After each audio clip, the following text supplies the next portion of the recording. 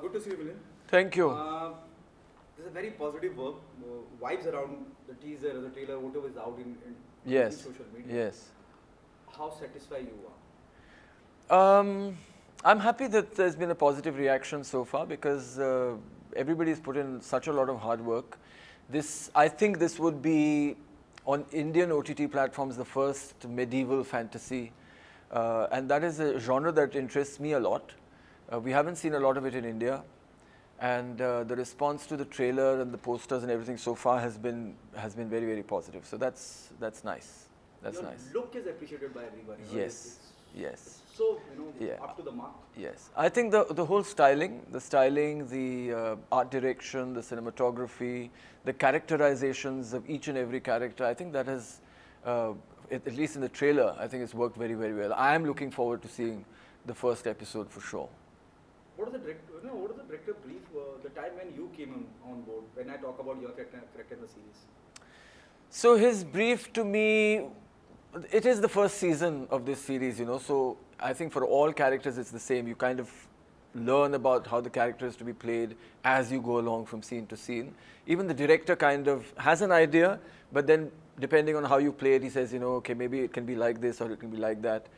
And I think for every character it's like that, and even for Boris, which is the character I play who's a eunuch, we try to find the human aspect, rather than the stereotype of what people might think, oh, this is a eunuch, he behaves like this, or he should behave like this, or he should talk like that. So, but we try to find the human aspect more than the stereotype, So that's so what Sachindra told me, who's the director, Sachindra Vats. He said that your look is so over the top compared to what your usual look is. It's quite a dramatic character.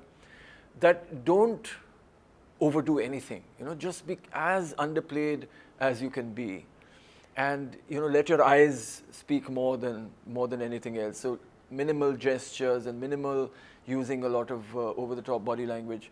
So that's what we did when we played any of the scenes. And of course, when there was an emotional scene, there you don't really need to do anything because it's the emotions that really take over. The emotions are the focal point of the scene. So I would say that it's a complex process, but I think when people work together, which we did, so Sachindra Vats and I were quite in tune with what we wanted from the character in every scene, then it becomes a lot of fun and very satisfying. I'm really looking forward to seeing what it looks like on the screen. Something out of the box, but the question which I'm asking you is, we have seen your journey in the industry, and you are the one who started this trend, who think out of the box from the initial days to till current scenario. Is it an intentional effort to do everything which you does on real life or real life? Yes, so it has been a part of my real life as well to do unconventional things, explore things that surprise me, things that I haven't seen being done before or commonly done. And as an actor also, for an actor, actually this is what all actors want. They want to play a new role every single time. But what happens is that directors sometimes, or producers sometimes, or the market or the industry or whatever you want to call it, it stereotypes, you typecast you, saying, oh, this character was accepted by the audience, this character was loved by the audience, let's repeat this character. So it's sometimes something that is thrust upon an actor. And actors sometimes succumb to it, saying, oh, the audience loved me, let me play it again. And some actors just, their entire lives, and that is unfortunate, end up playing the same character, sometimes with the same name, over and over and over again. But for me, and I think for a lot of actors, it's not satisfying to do that.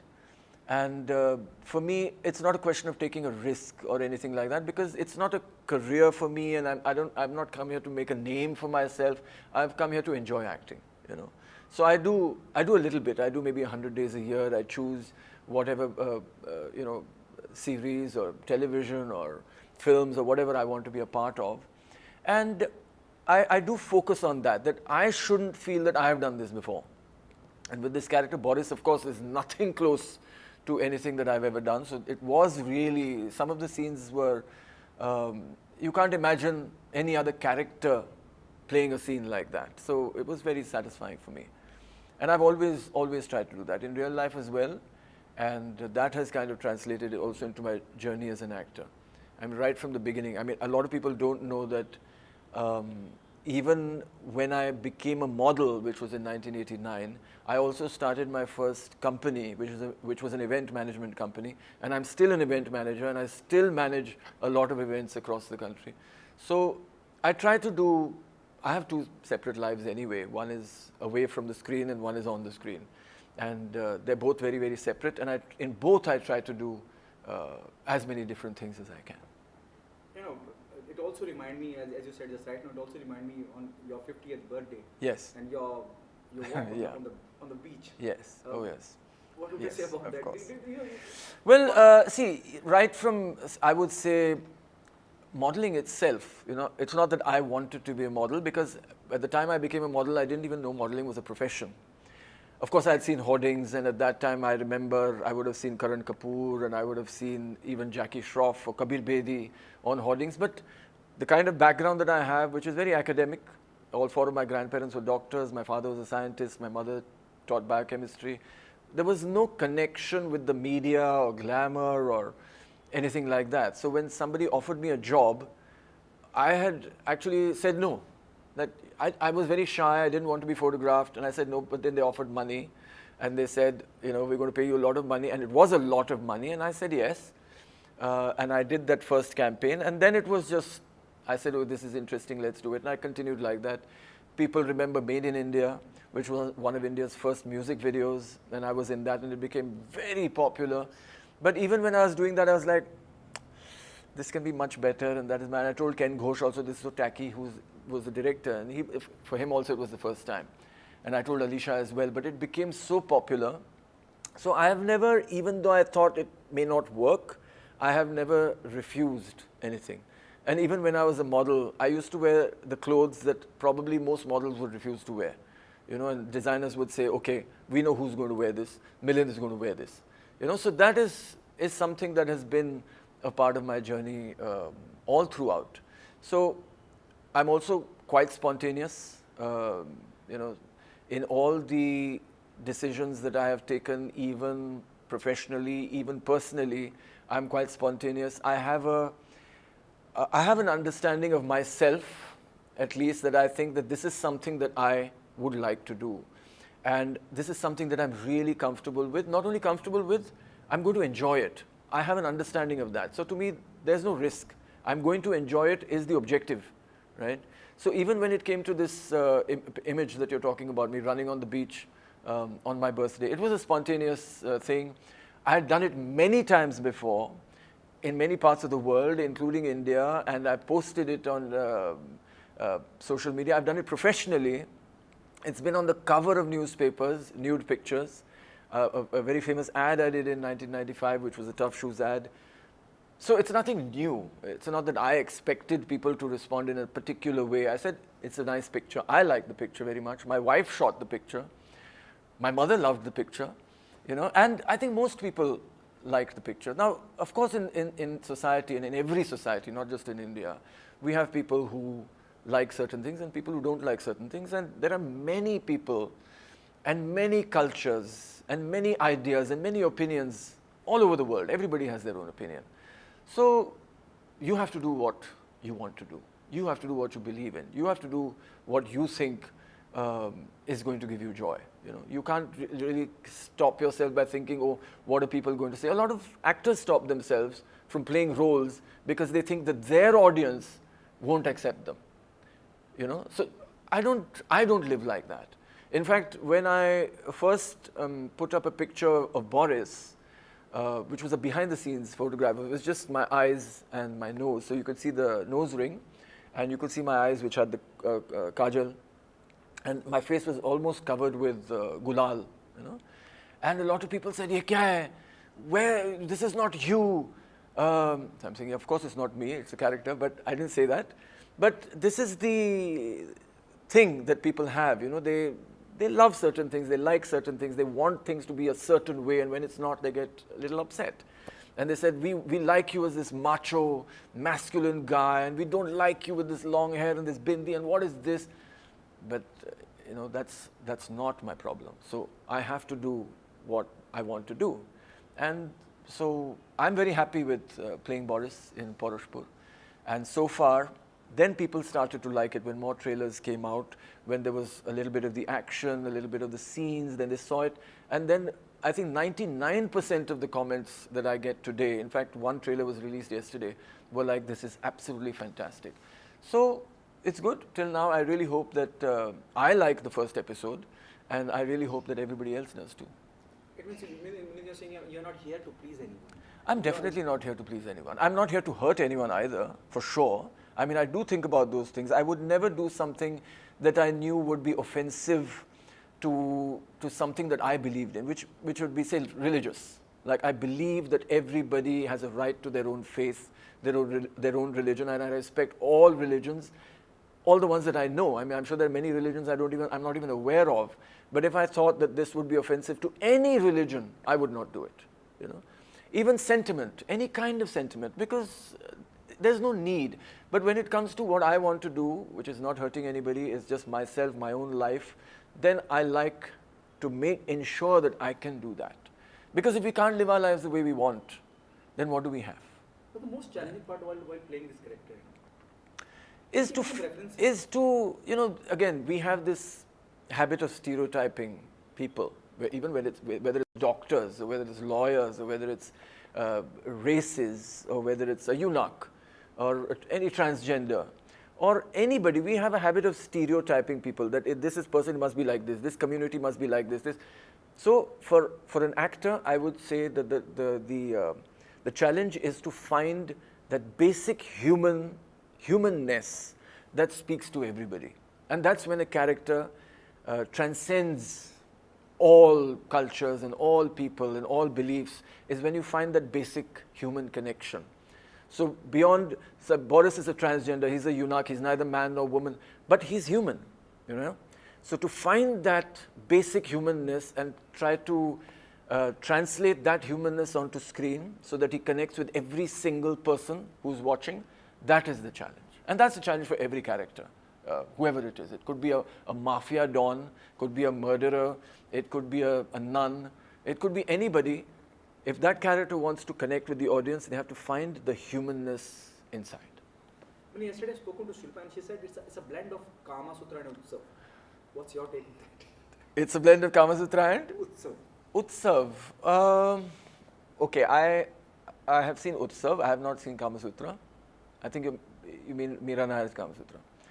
Well, in terms of some of the visual aspects, yes, and some of the, I would say mostly the visual aspects, yes. The aesthetics, maybe, and I think that's good because it was very good quality. You know, Utsav was also tremendously good quality, and so was Kama Sutra. So in that sense, yes, the cinematography, from what I've seen in the trailers, has worked beautifully. The styling, the colors, the tone, all of that is beautiful. But in terms of the characters, I think it's completely different. Like, people would like to compare it with also Game of Thrones. But I think the fact that it is a medieval fantasy, that is where the similarity ends, and that it's a kingdom. There is a kingdom. In Game of Thrones, of course, many kingdoms, and it's, you know, feuds between kingdoms and so on. I don't know how they will progress from season to season, but the way it is set up now, it's nothing compared to Game of Thrones in terms of even the story or the characters. I think the producers have taken very great care to create characters that stand out individually and you won't compare to anything that you've ever seen before. See, if anyone sees the result, I'll give you another example. In Game of Thrones, so I've not seen Game of Thrones, but I've read all the books. There is a character called Varys, who is a transgender. I don't think they say it, or maybe they do, that he's a eunuch. I can't remember that particularly. But Boris and Varys, there is a similarity in the sound of the name, but no similarity in the character at all. So there are, I mean, they're human beings, you know, they're in a kingdom. There's a king, there's a queen. So obviously those things will be there, but everything else is completely different. The film also, you know, shows or convey, it talks about woman empowerment. It does.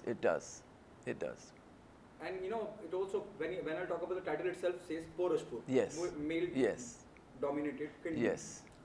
Do you think it also exists in Bollywood? What? Male dominated. Well, it exists everywhere in the world. I mean, we live in a patriarchal society. We know that, and that's where the whole conflict has come up of equality and equal opportunity and glass ceilings and whatever else you talk about.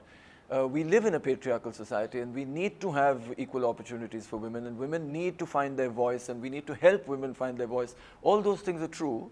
And the interesting thing is that it was true 1,000 years ago, it was true 5,000 years ago, and it's true even today. So that is an interesting thing to see that, again, at the human level and at the social level, how much have we changed? Not much.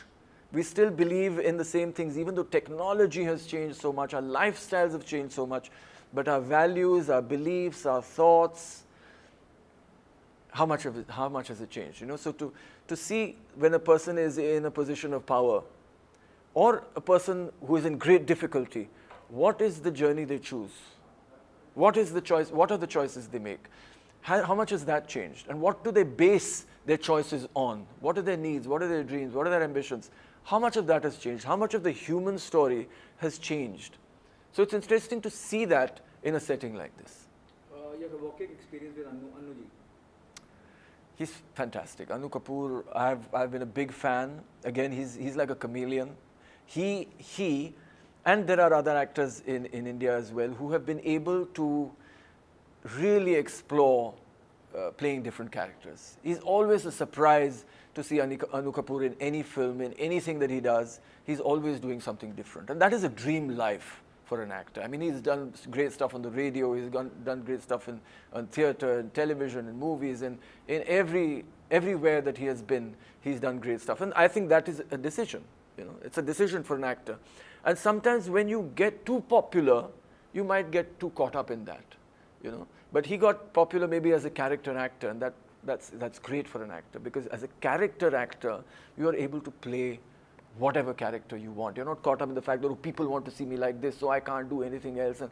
And some of our best actors, because they're so popular, get caught up in that, which is a little sad. But working with Anu Kapoor, I mean, I did 2 or 3 scenes with him. It's just a pleasure to see him, to be in the scene with him, to watch his performance. Sometimes you have to hold on to what you need to do because you're so busy saying, oh my God, he's so good, And I think all the actors, a lot of new actors, I mean, I didn't know a lot of them, but I think they've been chosen for their ability to bring those particular characters to life. So I think the casting has been quite good. Last, what message do you want to give the fans of Milind Soman? Why they come and be a part of Paurashpur? So it is already, the buzz is really positive around the scene. Well, what I want from the people who watch, including people who already like me, is come and tell us what you think. It always helps, and especially for an OTT platform where there is so much freedom on choosing how you want to go ahead with the story, and that a lot of that depends on the response from the audience, which characters they like, which storyline they like. Sometimes when a character is really loved, the producers will kill that character. I mean, we've seen that in Game of Thrones, and especially on OTT platforms. But the way the story will evolve in the future depends a lot on the response from the audience. So I would like the audience to come forward and say they loved this, they hated that, they hope for this, they wish for that. That would be the best return that we can hope for. It means you're hinting the possibility of a sequel. Well, it has to have a sequel. I mean, this is season 1. There has to be a season 2. Thank you so much. Yeah.